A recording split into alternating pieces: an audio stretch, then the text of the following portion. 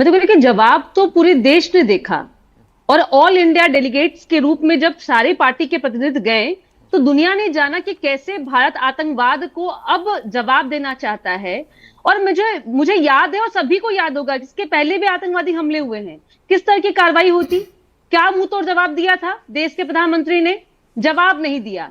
हम लोग एक्ट करना जानते हैं। पुलवामा का सच क्या है? नवल जी प्लीज बीच में नहीं बोलिएगा। मुझे लगता है कि आप पढ़े लिखे प्रवक्ता हैं और थोड़ा धैर्य से सुनिएगा। आप अपने बारे में भी बोलिएगा, दूसरे के बारे में बोलिएगा, तो समझ में नहीं आता कि आप करना क्या चाहते हैं। डिबेट पुलवामा का सच क्या है? अब सुन लीजिए, इतने महत्वपूर्ण विषय पे संसद में जब जवाब होना है, सवाल होना है, तो आपको करना क्या है?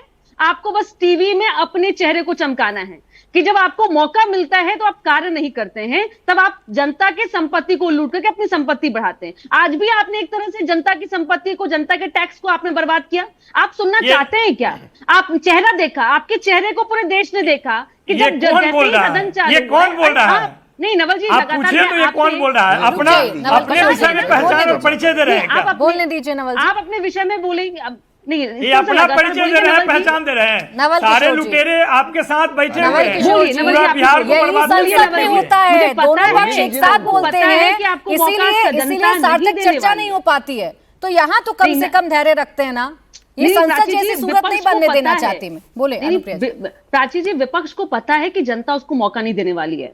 उनके पास में एकमात्र ये प्लेटफॉर्म बचता है कि जहां पे वो चिल्लाएंगे और अपने बारे में भी बोलेंगे, दूसरे के बारे में भी बोलेंगे, क्योंकि जनता इनके चेहरे को जानती है ना। आज मैं फिर बोल रही हूँ, आतंकवाद के बारे में, ऑपरेशन सिंदूर के बारे में कौन नहीं जान रहा है कि जिस तरह की सरकार ने कार्रवाई की है। मैं फिर वही लाती हूँ कि जब ऑल पार्टी डेलीगेशन गए थे, उस समय में क्यों उन्होंने कह देते कि हम नहीं जाएंगे, हमें नहीं जाना है।